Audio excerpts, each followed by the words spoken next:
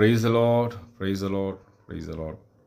2 கொரிந்தியர் 4ஆம் அதிகாரம் 18வது வசனம். ஏனெனில் காணப்படுகிறவைகள் அநித்தியமானவைகள், காணப்படாதவைகளோ நித்தியமானவைகள்.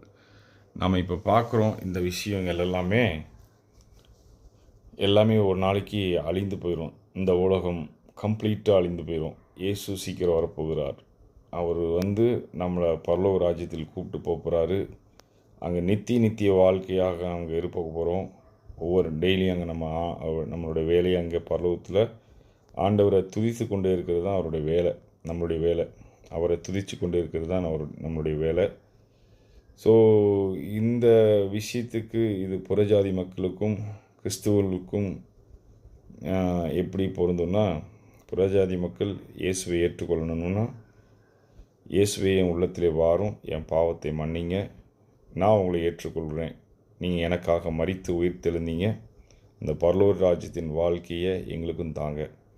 அதாவது ஒரு வேளை மரித்து போனீங்கன்னா அதுக்கு பிறகு இயேசு வரும்போது முதலாவது மரித்தவர்கள் எழுந்திருப்பாங்க. ரெண்டாவது உயிரோடு இருக்க நாம் ஒரு நிமிஷத்திலே மறுரூபமாகும். இதுதான் புறஜாதிக்குள்ள சத்தியம். கிறிஸ்துவர்களுக்கு இருக்கிற பாவத்திலேருந்து விடுதலை ஆகணும். ஏன்னா நிறைய பேர் பாவத்தில் இருக்காங்க. ஜெபிக்காதது ஒரு பாவம், வேதத்தை வாசிக்காதது ஒரு பாவம். சத்தியத்தின்படி சொல்லணும். நீங்கள் வேதத்தை மறந்தீங்கன்னா தேவன் உங்கள் பிள்ளைகளை மறப்பார். இதுதான் உண்மையுள்ள சத்தியம்.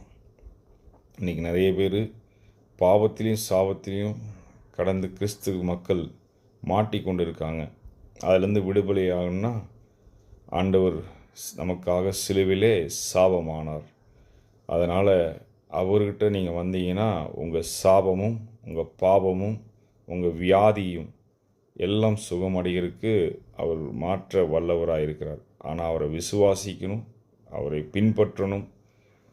இன்றைக்கி உலகப்புறமான வாழ்க்கையில் பவுல் ஒரு பெரிய பணக்காரர். அவர் இருக்கிற சொத்தெல்லாம் விட்டுட்டு தான் இந்த ஊழியத்துக்கு நேர்த்தியாக ஊழியம் செஞ்சார். எவ்வளோ பாடுகள் கஷ்டங்கள் வந்தாலும் ஆண்டவருக்காக அந்த ஊழியத்தை செய்து முடித்தார். இன்றைக்கி இருக்கிற கிறிஸ்துவ உலகம் சொகுசை நோக்கி ஓடிக்கிட்டு இருக்கு, பணத்தை நோக்கி ஓடிட்டுருக்கு, ஆசீர்வாதத்தை நோக்கி தான் எல்லா சபையும் போய்கிட்டுருக்கு. அப்படி கிடையாது. ஆண்டவரை ஒருவன் பின்பற்றி விரும்பினால் தன்னைத்தானே வெறுத்து அவன் தன் சிலுவையை எடுத்து சுமந்து கொண்டு வரணும். எல்லா பாடுகளுக்கும் அவன் ஒப்பு கொடுத்து தான் கிறிஸ்துவ வாழ்க்கையே பாடுள்ள வாழ்க்கை தான். அதெல்லாம் முடிவென்றும் நிலைநிற்கிறவனே ரட்சிக்கப்படுவான். அவன் தான் பரலோக ராஜ்யத்தில் எடுத்துக்கொள்ளப்படுவான். கர்த்தர் சீக்கிரம் வரப்போகிறார். உங்களை சரிப்படுத்தி